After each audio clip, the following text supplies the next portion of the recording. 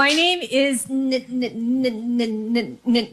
G, and I am the San Francisco Bay Area's only female stuttering stand-up comic. Clap for that, Mom and Dad. Thank you. My parents, America, Kathy and Jerry. So I am so happy to be here and to be part of this. I'm filming this at the Alameda Comedy Club, and I was born here in Alameda, and for the past almost 20 years I have lived in Oakland, California, where Vice President, or soon to be Vice President Harris is from.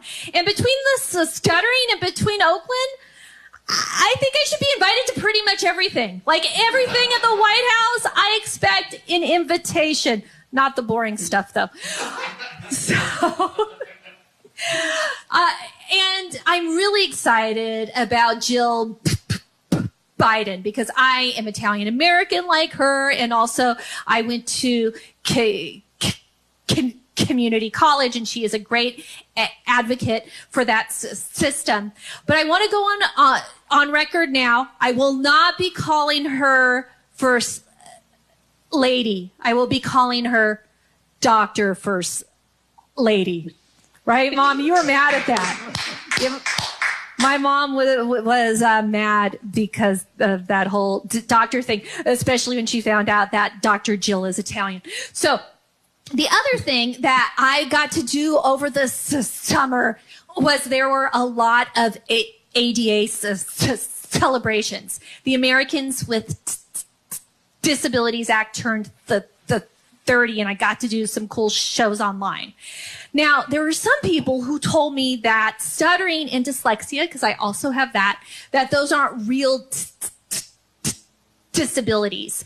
So I told them that if you look at the definition of what a disability is, according to the ADA, it's a physical or mental impairment that substantially results in having to deal with jerks.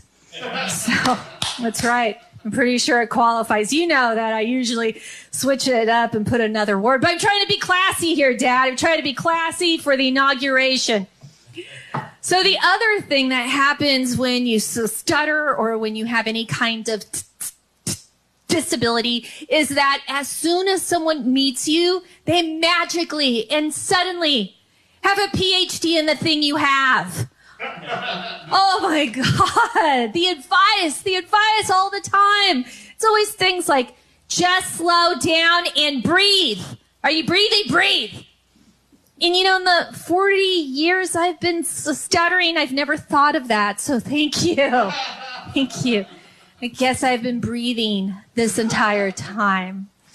And when I go into groups, what I do is I tell them, I stutter and you're just going to have to wait for all of my brilliant ideas. And that's my way to advocate. It's my way to disclose. It's also what I think is a very charming way of telling them to shut the heck up. So that it also works there too. Thanks, Dad. The other, and I learned that. I learned that from the STAMily. That stands for the family of people who stutter. We are only 1% of the population, 1%. So when we meet each other, it's very, very special.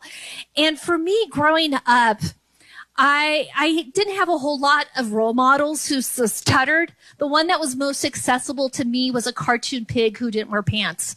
I mean, he did kind of predict what the office attire would be for 2020 on Zoom, but not necessarily someone that an 8-year-old girl wants to emulate.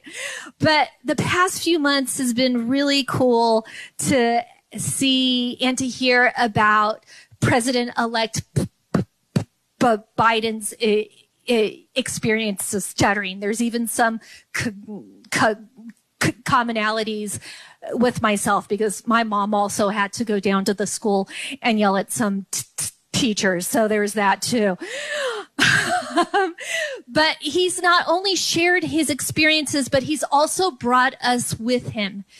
And we got to learn about Braden, a young man that President-elect Biden is mentoring, and it's really cool to see this family in the White House. And I'm very honored to be here, and thank you for having me. And I look forward to laughing a lot more in 2021 and beyond.